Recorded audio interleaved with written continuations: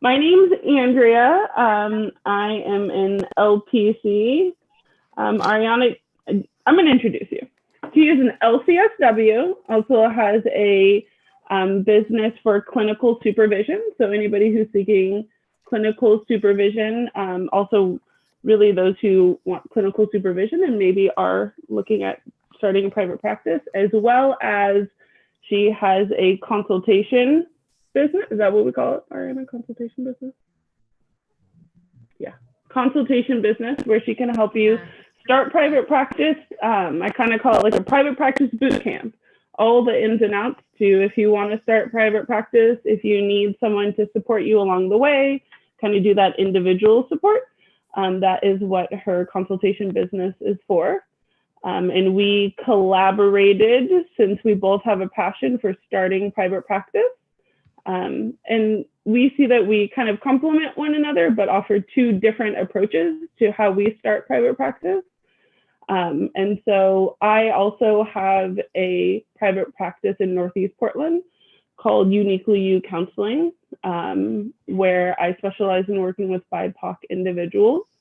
In addition, I do clinical supervision. Primarily, my clinical supervision is around LPCs who are either in the field and thinking about starting a private practice, or somebody who's about to kind of take the jump. That is my specialty in clinical supervision. And together we kind of worked out something where we think could be really beneficial for other people to start supervision, as well as start their own private practice. Did I miss anything? No, Okay. That was great. So I can share. Go ahead. So our plan today is to kind of do a collaboration. So we kind of have a structure of information that we're going to give you all, and Ariana's really good with that. So it's like tangible things that you need to start a private practice, like startup costs and how do I do it. So she's really good at the tangible things. And as she shares the tangible things, I'm going to share my experience with supervisees who have struggled maybe with that tangible thing and where the barriers lie for people. So while she's really good at like the numbers and how do you actually get it done, mine is more like the motivation and what are the personal barriers that could come up between that. And we'll go through. If you have questions or something doesn't make sense, say something. But at the end, we'll also do a Q&A. So our hope is to give you the tangible stuff to ease your anxiety, but also like the motivation to ease your anxiety and like take the leap. And then halfway through, midpoint is when at 6:30, we're going to jump and do the donations. And we'll kind of walk you through that process. But that's encouraging everybody to donate. So we do it all together. Mm-hmm. And I think that's everything. And we'll be doing a matching for the donations. My business, Lloyd Collective, will match up to a certain amount. And we'll do a Pals Books gift card raffle too. Yeah, so we're going to go through, the first thing we're going through is the startup costs. And then from there, we're going to look at the monthly and annual costs. And based on the numbers that we get in these two sections, we are going to look at how you set your fees. After that, we're going to do the donation for Join and tell you just a little bit about Join. And then we'll do our group Q&A and the raffle for the Pals Books gift card. So startup costs. These are in general the startup costs. I'll go through each one. And at the very end of our workshop, I have a really great spreadsheet for you. And I'll go over it together today, but then you'll get a copy of it too. So don't worry too much about memorizing all the information. But these in general are what people are spending money on in the beginning. And in general, before you start making money. So that's important because this is coming out of pocket before you're making money to pay it off. So first is registering your business. And this can run between $100 and $200 if you register as an LLC. If you register as a DBA or sole proprietorship, it can be free or up to about $50. a city business license. This depends on where you live. It's more common in bigger cities. And right now, a lot of big cities are waiving this license with COVID. So they're waiving the fees. The photography would be if you're planning on doing some branding for your website or just your profiles. And some people don't do photography. They'll just do whatever they have and then wait a few years and then do a professional photographer. So this one is optional. Office equipment would be if you needed lights or if you needed a laptop, if you decided to get a good camera. So whatever you needed would fall under here. Office security deposit is only for those of you who are renting out an office. So in general, right now, you would not have to do this one. So that would save you a bunch. And then let's see, a course or training would be if you hired someone to help you. Let's see, so photography, this would run between 1 to 200. Office equipment could be as low as 50, depending on what you need. Security deposits are gonna be at least 200. And then a course or training could run generally from like 300 to 2,000, depending on what the training is. So those are the startup costs. Mm-hmm. And then Andrea is going to share a bit about this. So oftentimes when I'm working with supervisees, the startup cost is something that feels very daunting. It feels like for people like, I don't have the money to even like get by, let alone put money into starting an LLC and like starting another business. So every supervisee I've done does this differently. I'm only going to talk about my personal experience and the experiences those of my supervisees. I never got a photographer. Honestly, I'm not getting headshots till next week. I had a nice photo from when I worked at an agency, and I asked them if I could have it. I was like, when I leave, can I have this pretty photo of me? And they were like, yes. I love that. What else are we going to do with that? So some of these things can be really taken care of if you want to DIY. There are people who don't want to do that. There are people who want a very professional website. My friend made my website. They want really professional photos. And so what we have to remember is like, what is best for you? Yeah. What gives you the clinical confidence that you need to go to a client and say, these are my fees, this is what my website looks like, this is what I'm presenting to you. Everybody has a different level. I was fine with a little DIY. I've worked with many supervisees who aren't comfortable with that. And I think that it's really important that you decide what makes you feel clinically confident in your practice. Is it nice photos? Great. If it's not the photos, but it's like you really want a very nice chair because that makes you feel professional, get the chair. But it's really, this is an important part that I see for some of my supervisees is that they get stuck in this rotation of like, what is professional? What makes this professional and what makes me credible? And so our work together is recognizing you are credible regardless if you have a website or not. So you're still credible. You're still an amazing clinician. You have years of experience that tells you that. A website doesn't make that, but if it makes you feel better.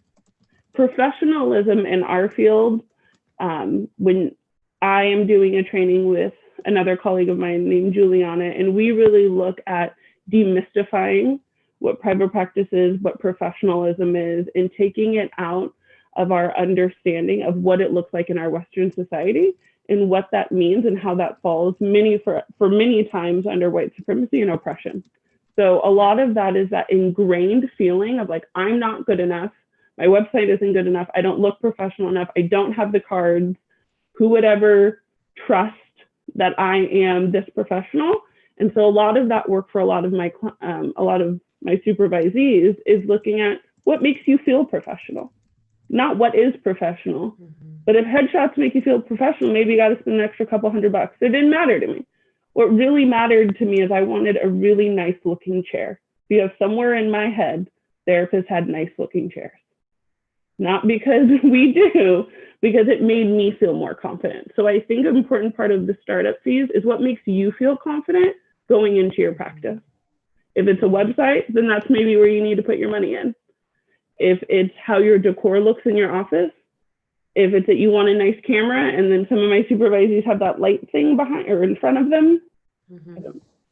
If you want to look like that, if you want to get a computer with a filter, I don't care, but it's about what makes you confident. And so I always tell people at the startups, this isn't only about the money you're putting out and the tangible things you have to do, but it also is about what gives you the clinical confidence when you have a client. And then we get to the point where you're going to have to charge them. So this is also part, what makes me feel confident? And I have had supervisees say everything from like, I think I want to spend my money on my wardrobe. That makes me feel confident when I get into the office. Great, let's spend your money there. Maybe we can get some secondhand furniture or somebody else who wants really nice lighting in their office. So really looking at maybe another number on there is what makes me feel good. Any thoughts or questions about that? Yeah. Let's see. Other guidance for liability insurance. Yeah. We are going to talk about that. That's going to fall under annual fees. So then we'll chat about it there. Yeah. Yeah. Okay. Anything that removes barriers to you getting into private practices is what we're going for here. Mm-hmm. Yeah. And sometimes that confidence is what we need to move forward and eliminating some of those barriers. And that could be anything. It's the thing that makes you feel good, the thing that makes you feel confident when you walk into the room. Yeah. Because there's going to be many times you don't feel confident. So let's try to stack the odds for us. That's right.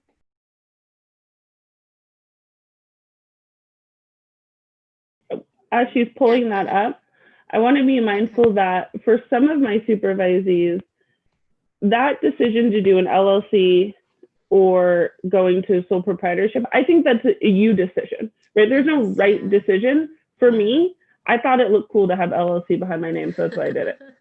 I mean, there's no other reason. And if that's your thing, if you don't care, then sometimes it's better just go the cheaper route because that's not what you want to do. Yeah, my private practice is a sole proprietorship. It's not an LLC. Okay. Monthly and annual costs. So with your monthly costs, there are, let's see, 8 to 10 things. And some of these are optional and some of these will overlap. Like if you purchase one, then you don't need to purchase the other. But I want you to be aware of all of them. And like I said, I'm going to give you a spreadsheet with all the numbers and I'll show you that too. A lot of people in private practice opt to go with an electronic health record. And these generally run between as low as 30 and as high as 70. A phone, which is a HIPAA compliant phone, is going to be between $6 to $10. An email, which you could bypass the email. In fact, some people don't do the phone or the email and they roll it all into the electronic health record. An email is about $6 to $10 too. A website, especially if you do it yourself, is about $12 a month. A lease is where you're going to find the biggest expense. So I often encourage people to do their private practice online first, especially right now with COVID. That's the main way people are doing it. A lease, depending on how many days a week, 1 day a week will start between $1 to $150, and then a full month could be between $600 to $900. Marketing, this would be placing ads on like Therapy Den, Portland Therapy Center, Psychology Today. Psychology Today is about $30 a month, and some of those other ones are free. Office expenses, and this would just be random expenses, or if you're working from home, it's the utilities in that section of the house where you're working. Those I put about 50. Payment processing and fees. So when you're taking someone's money and you're doing therapy with them, so you need to protect their health information, then you have to use a HIPAA compliant payment processor, and they take a chunk of the money of the fees. So I put about 100 for this one, but it really depends on how many payments you're processing. And then supervision and consultation, since I'm hoping everybody stays in lifelong supervision and consultation, that could be between $100 and $200 a month. Mm-hmm. Some of these you can completely cut out. Some of them you can completely skimp on. You can start with very, very little. And then as you bring in more money, spend on more things.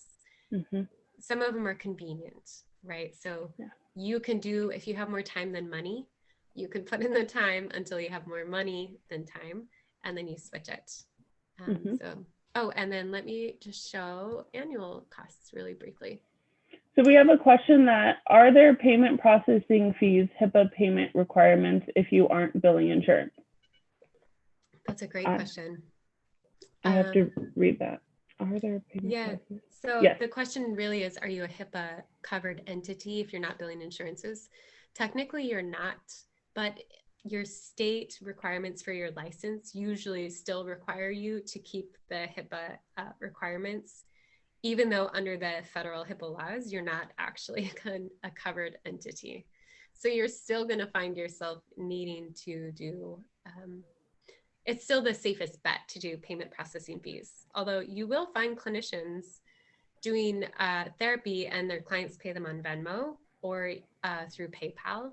Mm-hmm. So there's leeway, and a lot of it is your risk level, your interpretation of HIPAA, and how careful you are in general with the protection of your client's health information. Any other questions on the monthly costs?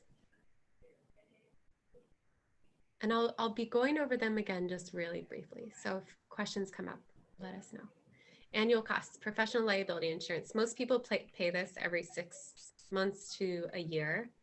And obviously it's cheaper paying it that way. And this can run between $100 to $300, depending on how expensive you go. Your clinical license I put here, although in some states you renew it every other year. And if you renew it every year, it's about $130 to $150. CEUs, I put 300. This, of course, really depends on your modality. And then your renewal with the state saying, hey, I'm a business, it's about 100 or less each year. Yeah. Okay, we have another question from Amy, and Amy asked, what are general range of costs for office spaces? Yeah, so in general, if you get an office for 1 day a week and you have it, let's say you have it every Saturday of the month, on the cheap end would be about 100. So about 100 that could be. I mean, rent out like $50 for like a half. Yeah. So if that's what? Nice. Yeah. Let me give a general. This is what I did, which was really cheap. I contacted somebody and I said, I need your office for 4 hours. Yeah. And as I get more clients, I would like an hour at a time. And she was like, yes, you can have this office. If anybody else wants this day, I'll let you know, but they get it because they're willing to pay more. So the office was kind of up in the air, but she let me pay for a half a day, which was $50 for the day. Yeah. And then I got to take more so then I was like, okay, I have 2 more clients. Can I get 2 more hours? And she was like, great. So eventually for one, I got every Friday of the month, and I spent $95 for every Friday of the month. Mm-hmm. So if you have some wiggle room, and maybe you know a clinician, maybe you have a friend who's like, nobody's using my office, you're welcome to use it. A part of this is like having a little bit of a hustle. Like you need to go and ask somebody. Like if somebody came to me and was like, I just want it for 3 hours, I only have 3 clients, I'd be like, okay, $10 an hour, let me know, right? Like if it's not being used, you have to remember that clinicians, as my office, I have 7 days, but I only use it for 3. So you just have to be mindful of asking other clinicians, like our offices are sitting there. And sometimes it's like, you have to take a Saturday because that's a really cheap day. So just being mindful that it doesn't always have to be as regimented as we were told it was. Yes. Yeah, I rented a massage therapist office Wednesday evenings from like 5 to 8 p.m. for $50 a month. Yeah, absolutely. Yeah, it was. I second doing that. I definitely don't encourage like jumping into a full office lease, which I've certainly seen brand new clinicians do. I'm a huge fan of being as frugal as possible. Yeah. And then being also mindful of some of those other things around, like, I did paper charts. There's a lot of clinicians who still do paper charts if they don't want to pay for EHR. Like, office supplies. Do you have scissors at home? Take your scissors at home. Get a pen. It's challenging, this idea that it has to be like you have to have all your pens set up and your desk set up and it looks professional. Clients don't care. They really just want to talk to you. They don't care what your pens look like. Just make sure you have like a comfy couch. That's right. So if you look at this spreadsheet, it's going to have all of the things that we just talked about. Your starting fees will be over here and the total down here. And your monthly fees are all going to be here with the total times 12 months, so your annual total. And then your annual fees with that total. And this is your first year costs, which includes these startup costs, right? So this won't be your annual. And then this is your annual costs. So as you're figuring out, how do I set my fees? How do I budget for this? You want to remember, I need to remember I'm going to have a gross income, but then I'll have a net income, which is minus my costs. So on my website, I'll put a link in our chat box, but you can go and download this spreadsheet and just plug in different numbers. Like, let's say you're in Washington. Actually, in Oregon, it's only 100 to do an LLC. Washington is 200. So then you'll change the number there. And let's say, I really don't want to do a photo shoot and I don't want to do an office space. So then you're only paying $150 for a startup, which is pretty amazing. And you can do the same here and experiment and make it work for you. Mm-hmm. That's that.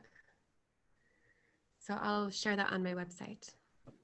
And so really encouraging everybody to take all of those and look at, like, what is important for you and what do I need, and is this feasible, right? Can I maintain this monthly with how much money that could be coming in, or what a lot of the people I supervise do now, which is that they have a full-time job and this is a one-day gig.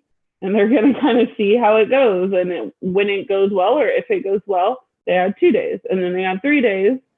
And so a part of that is, do I have a life that can sustain that $150 a month? Or $150 startup fees and then whatever it's going to be monthly. Can I keep, if your EHR is Therapy Nest or Simple Practice, can I pay for that monthly? Can I pay that $40 monthly? Or do I need to do paper charts for now? Any thoughts, questions, barriers, worries?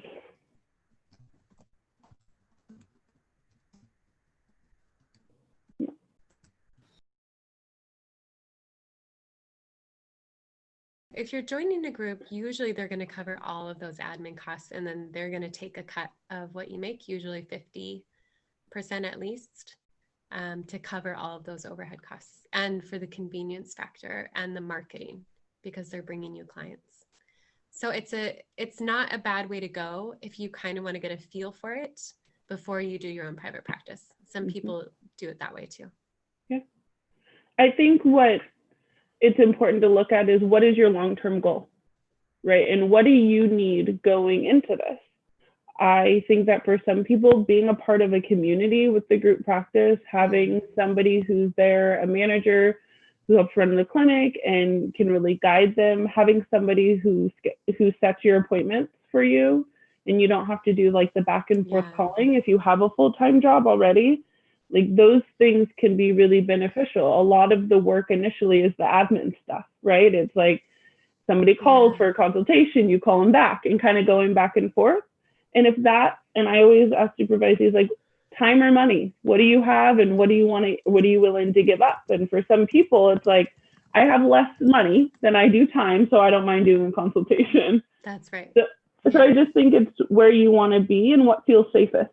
because I think that this is already a really big risk. And so it's not pushing you to the bounds, like the edges of your risk tolerance, because there's going to be a lot of things that are going to push that. Yeah, we want you to be able to sleep at night. So one of the questions from, okay, so we have two questions. We'll do Amanda's first, and then we'll come back to Sarah's because it's kind of on the same topic. So Amanda asked, what do you think is a reasonable cut for a group practice that would take out? Yeah, I said 50%. Yeah, I mean, I guess I've never been a part of a group practice, but if I'm going to start a group practice, I'd probably say 50% because they do a lot of the work. Yep. And so I would say around 50%, but I think 60 is often I was gonna more the norm. So 50 would be like beneficial for you. 60 is probably. Sarah said hers was 50%. Yeah. Yep. I would definitely try and negotiate that if I was joining a group practice. And then Sarah also said, approximately how long would you estimate it takes to get a full-time caseload in private practice? That's a really good question. A lot depends on the niche that you choose and how high the demand is, and your marketing, how much you really network and communicate and consistently create community, connect with people. But I've heard of people getting full in 5 weeks, and I've heard of other people taking like 2 or 3 years.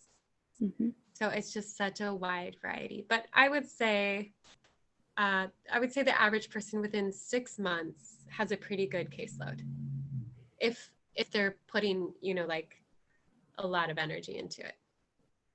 I also think that a part of that is looking at how are you generating income now? Are you private pay versus insurance? So if you're not taking insurance, you're going to have a funnel of people always because it's insurance. But with private pay, you're going to have to hit the pavement. I mean, I updated my psychology today every day for 6 months. I would just go in and change a word so that I'd be at the top of the algorithm. Yeah. Every day I emailed, thank you, Erin. Every day I emailed somebody. I went to treatment centers. I was like, send me clients. I had friends in treatment centers who I was hoping to send me clients.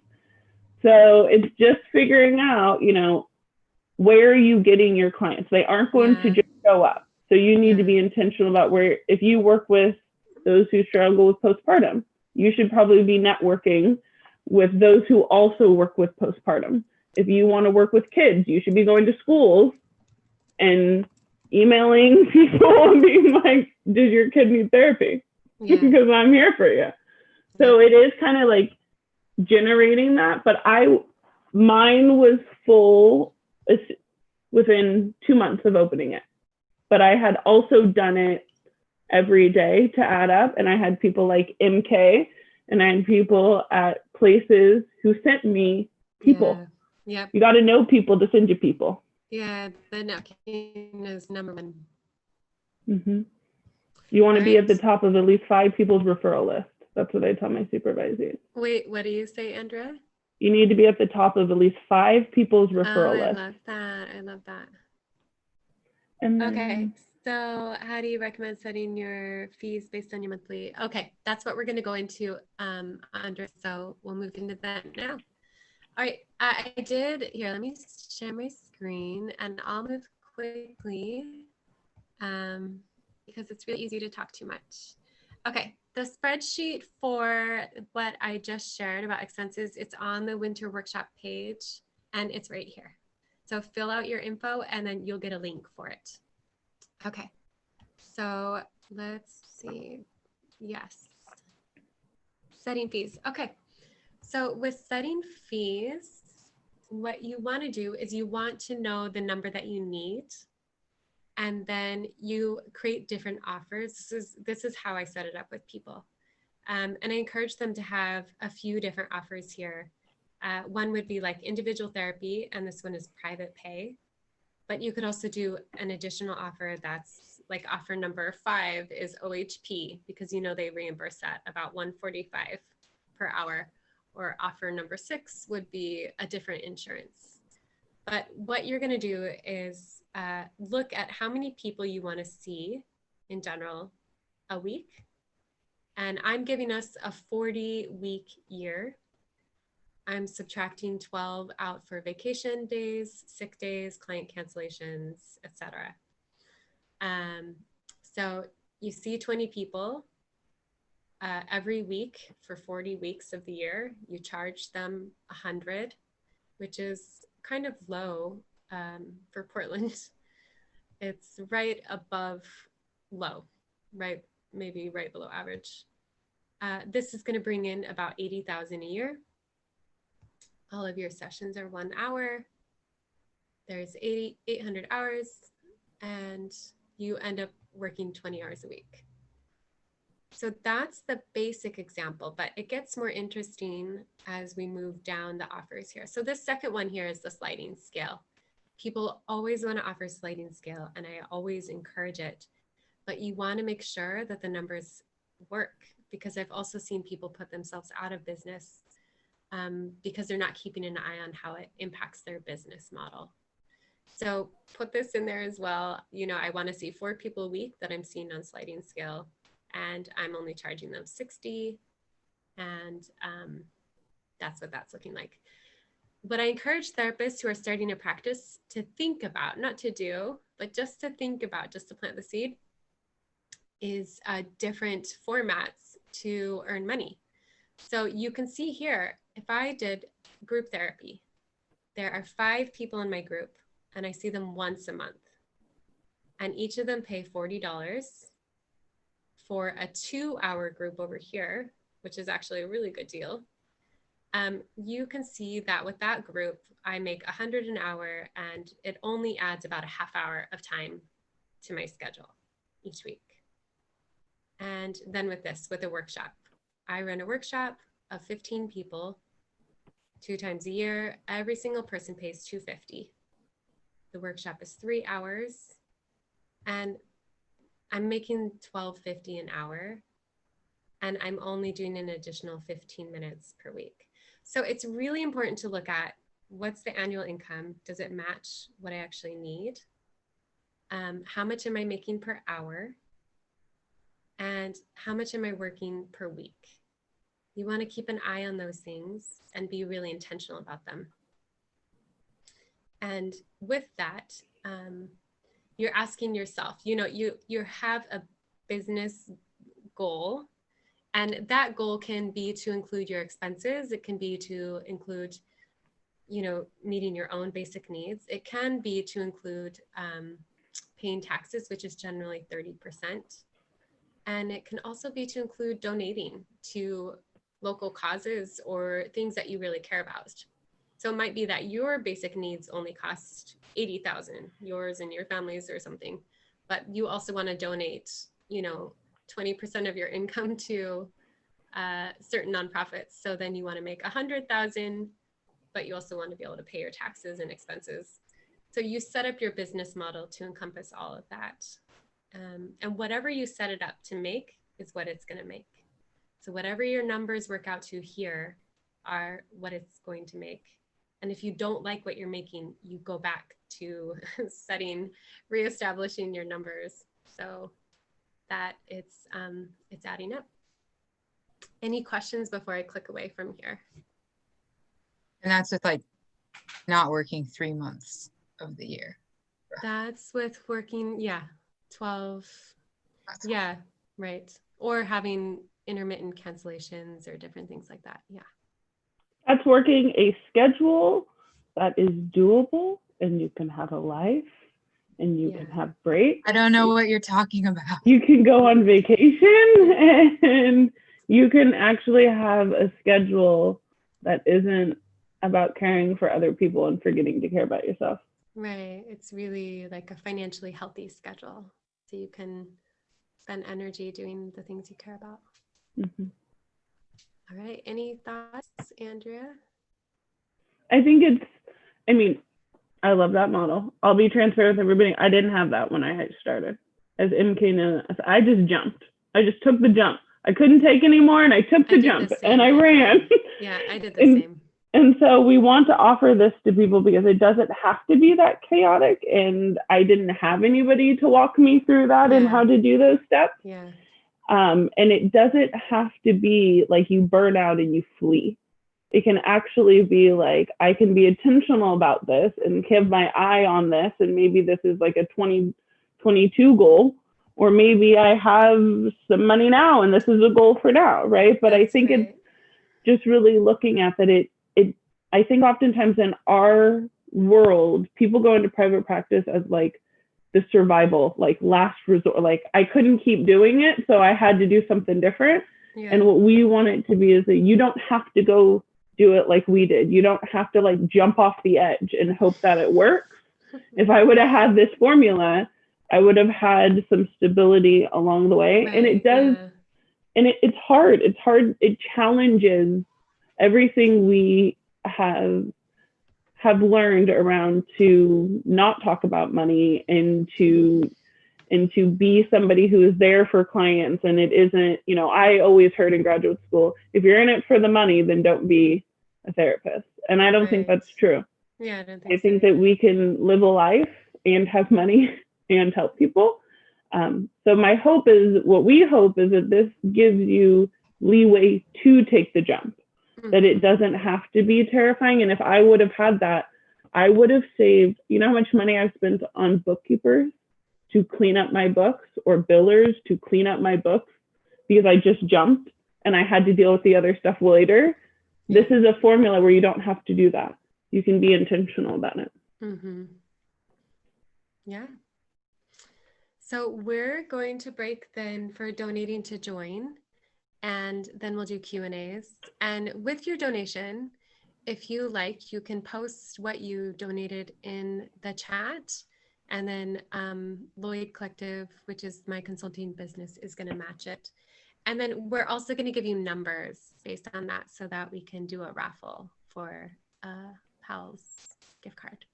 And Join is a local nonprofit which has a really strong anti-racism stance, and they work to uproot some of the systems that cause so much poverty and so much power imbalance. And they do really radical work housing people in our community. They're a really great organization. But I think while people are donating, Ariane, is there something you want to do? Or do you want to do Q&A? Yeah, Erin did ask a question, so maybe I'll answer that one if it's not too confusing for people. Do any of the start pieces commonly cause delays? In other words, what would be good to get a head start on? Yeah, that's a good question. What would be good to get a head start on? Yeah, Andrea, what are you going to say? So I would say that if you are planning to take insurance, you need to apply now. Oh, yeah, that's smart. Taking insurance takes at least, on a good one, 90 days. So I would suggest that if you plan on taking insurance in your practice, to not wait. It could be good to just get that credentialing started. You can do the credentialing on your own, like with the paper application. You could do it online, or you can pay a credentialer, and they're like $150 or so. So I would say if you plan on taking insurance, then do it.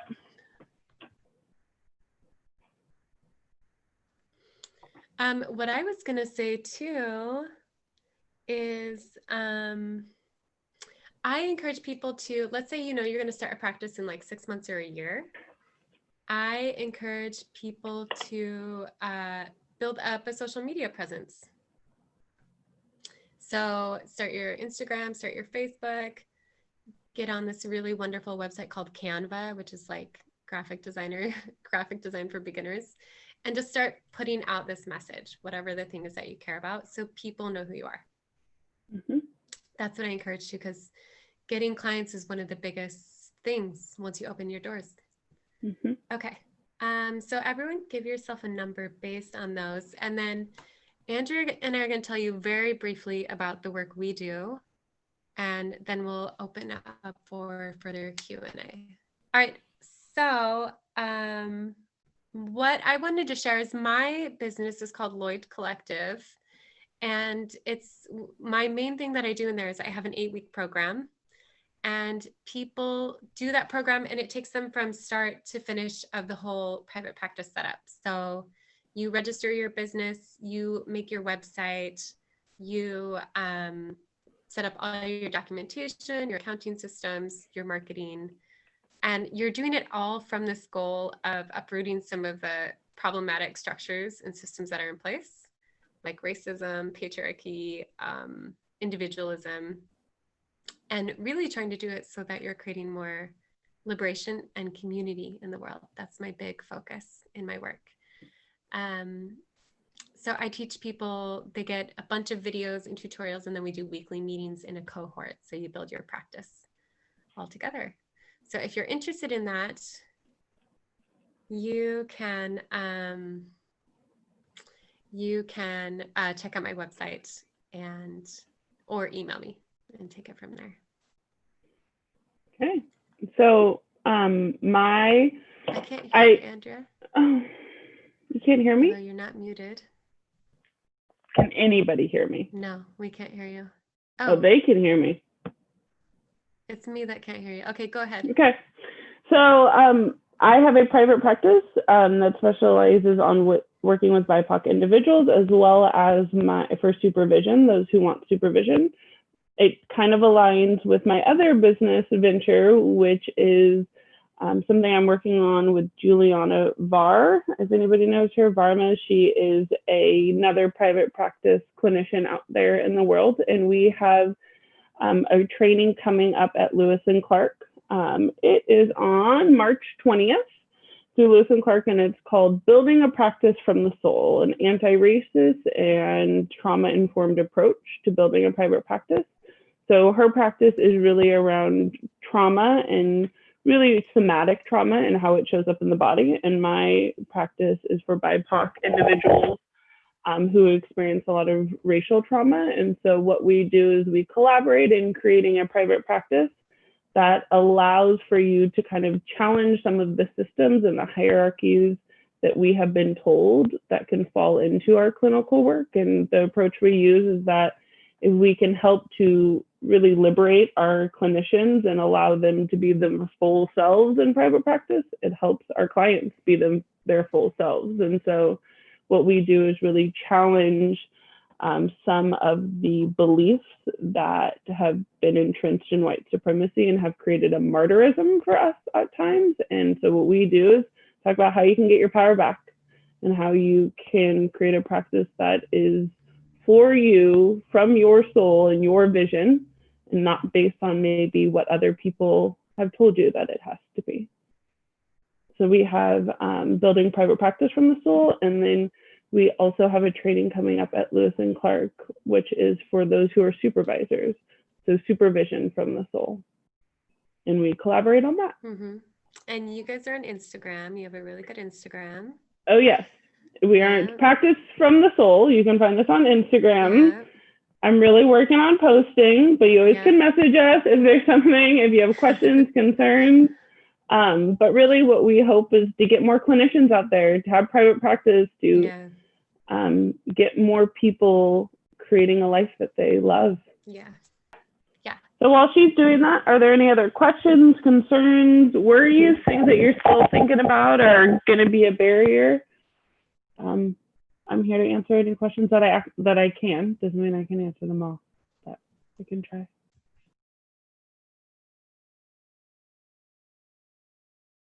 It's more expensive because then you're registering your business in both states, which is a total pain. But it's great as far as then you can work with more people. But that's the main thing. You know, you need your clinical license in both states. And then you need your like LLC or sole proprietorship in both states. So it's a pain, but it's pretty minor if you feel strongly about it.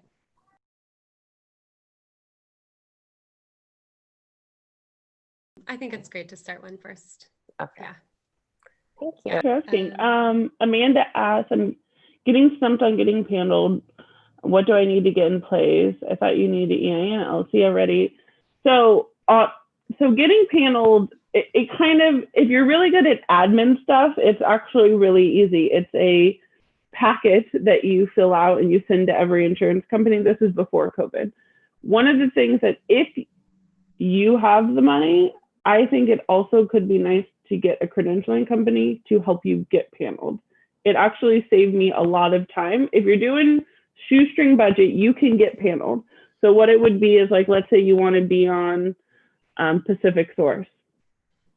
That's what you'd want to be on. Everybody wants to be on Pacific Source. Mm-hmm. So let's say you go to the Pacific Source website of Oregon. They are managed by Reliant Behavioral Health. There's a packet on their website. You fill out the packet, you fax it in. There are a lot of questions in the packet around like, do you, it says, do you need to play? I thought you needed it. You do need an actually, I don't know if you need an EIM and an LLC to get paneled. It's just you just need an NPI. Yeah. You don't actually need that.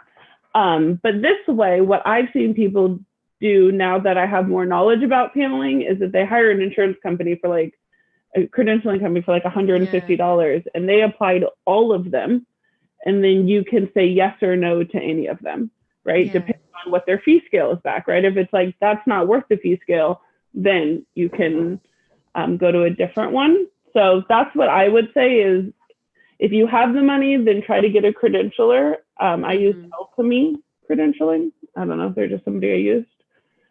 But if you want to do shoestring, you could just jump on their website and fill out the packet. Amanda was wondering what the name of that was. Alchemy. Oh yeah, Alchemy. I've heard of Alchemy too. Somebody just gave me their name and they were really cool as I cried on the phone with them about that. I was overwhelmed. And the lady on the phone was like, it's good. Fine. We'll take care of it. Too, yeah. Yeah. I have a question. Let's hear it. You keep mentioning credentialing. What does that mean? So credentialing is the act of getting on an insurance panel. So you have to be credentialed to be on an insurance panel. I'm not good at nouns and verbs. It's the action of getting on the panel. So they just call it credentialing when it doesn't need to be that fancy. It's like getting on the panel. Yeah. Or you might hear it called getting paneled as well. Yeah, it's getting paneled. I think it's just another way for them to create a rule. All right, guys. So if you have questions or anything, you're welcome to message Andrea or me. And thanks for showing up, and good luck with the next steps. It's really wonderful owning the business. It's a really exciting thing to do. And you have a lot of people who will support you in doing that. Best of luck, everybody.